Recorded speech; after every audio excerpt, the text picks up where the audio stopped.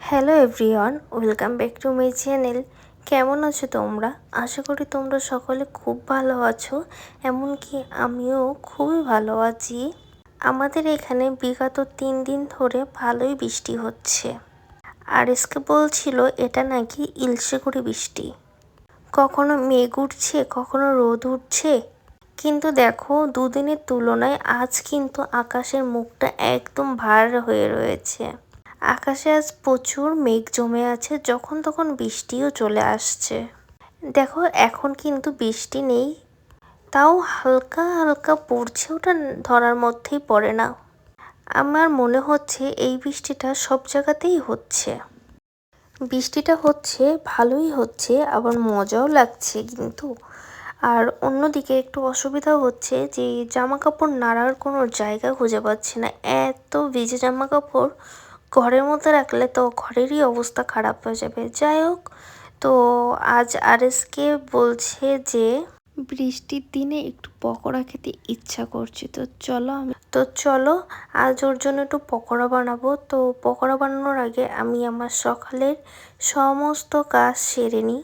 তো আজ কতটা শেয়ার করতে পারবো জানি না, যতটা পারবো তোমাদের সাথে ঠিক ততটাই শেয়ার করব।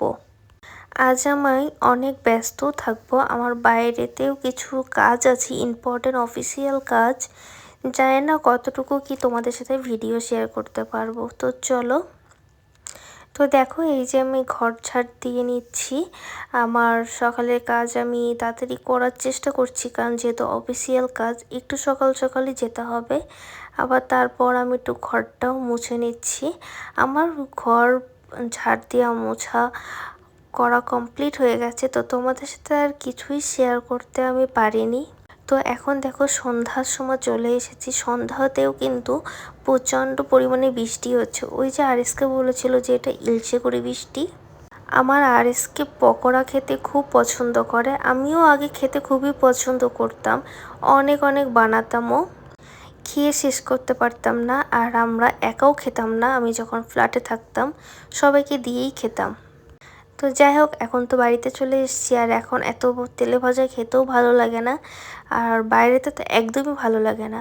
সেজন্য আরএসকে বললো যে ঠিক আছে, তুমি তাহলে ঘরেতেই বানাও।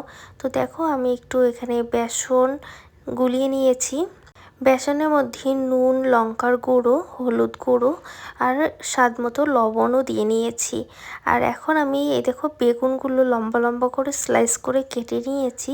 এখন ফার্স্টে আমি ভাজবো বেগুনি।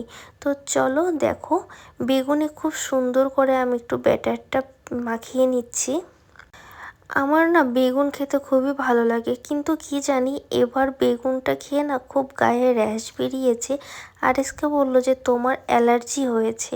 তো তারপর থেকে না আমি আর বেগুনের নামই নিতে পারছি না, এত অসুবিধা হচ্ছে।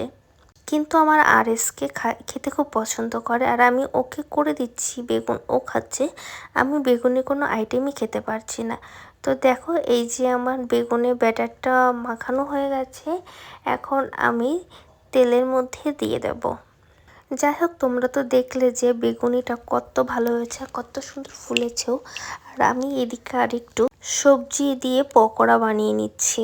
আমার ঘরে আজ আরএসকে শাক কিনে নিয়ে এসেছিলো, তো সেই শাক কুচি কুচি করে আমি পকোড়া বানাচ্ছি। আর আরএসকে পকোড়াটা খেয়ে বলেছে খুবই সুন্দর হয়েছে। কি আর করব, আমি তো আর বেগুনি খেতে পারবো না, সেজন্যই বানিয়েছি। তোমরাও একবার ট্রাই করে দেখো, খুবই সুন্দর হয়েছে আর খুব টেস্টি হয়েছে। আমি কিন্তু এখানে পালং শাক দিয়েই করেছি, আর তোমাদের ঘরে যা শাক থাকবে তোমরা সেই শাক দিয়েই করতে পারো। সিরিয়াসলি খেতে কিন্তু জাস্ট ওয়াও হয়েছে। আর ওইদিকে আমি কটা আলুর চপও ভেজে নিয়েছি। আজ আলুর চপ, বেগুনি, ডিমের চপ আর সবজির চপ। যাই হোক, এখানে আমি আলুটার জন্য এখানে আমি পেঁয়াজের বেরেস্তা করে নিচ্ছি। বেরেস্তা করে আলুটা আমি সুন্দর করে মাখিয়ে তারপর চপ বানাবো। এই দেখো, আমার সব বানানো রেডি হয়ে গেছে। তো আশা করি তোমাদের ভালো লেগেছে আমার এই মিনি ব্লগটি। যাই হোক, ভিডিওটি এখানে এন্ড করছি, আর আশা করি ভালো লাগবে তোমাদের। আর তোমাদের ওখানেও কি বৃষ্টি হচ্ছে? আমাদের এখানে কিন্তু ভীষণ বৃষ্টি হচ্ছে।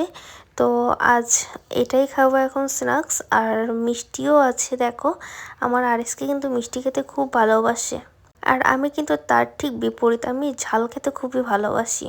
তো চলো টাটা, নতুন একটা ভিডিওতে দেখা হচ্ছে, বাই বাই।